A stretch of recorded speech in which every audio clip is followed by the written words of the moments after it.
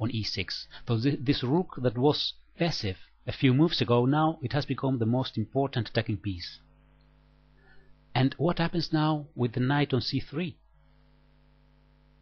Well, it's sacrificed. Queen takes c3. Why is this sacrifice justified? Well, because the black king is in open field and the pawn on f5 is going to fall.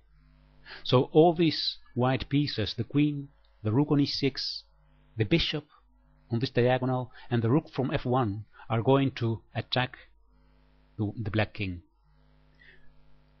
Let's see how the game continued. Bishop takes f5. And here Tal realized that there is no way of escaping to this attack without giving back some material.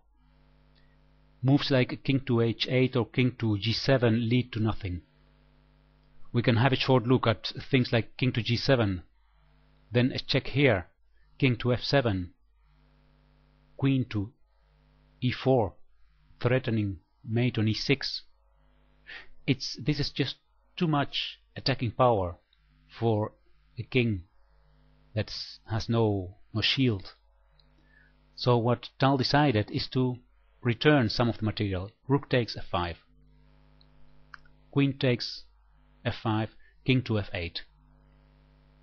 And black is hoping that he can defend, for example, by playing first maybe queen to g7 and then bringing one knight to f6, things like that.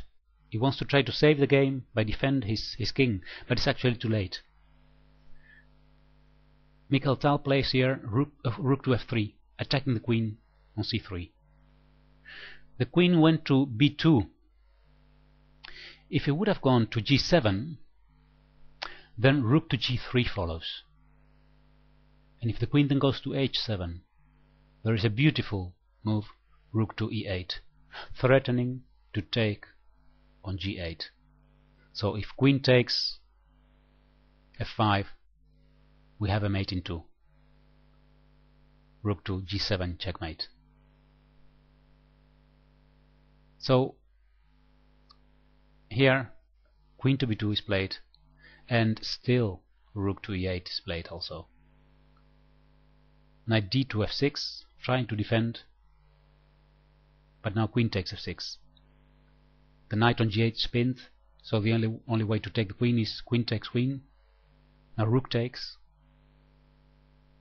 King goes to g7, getting out of the spin, and then rook f to f8.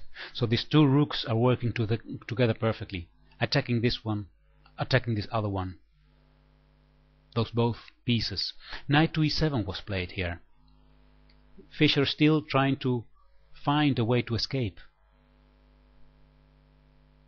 And now knight to a5. We see a beautiful knight maneuver here by Tal. h5, h4 first, rook to b8, and now knight to c4. Where is this knight going? It's going to e5.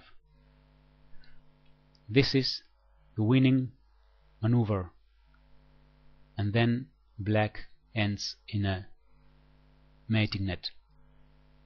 b5 was played, knight to e5, and in this position he resigned. Bobby Fischer had to resign here.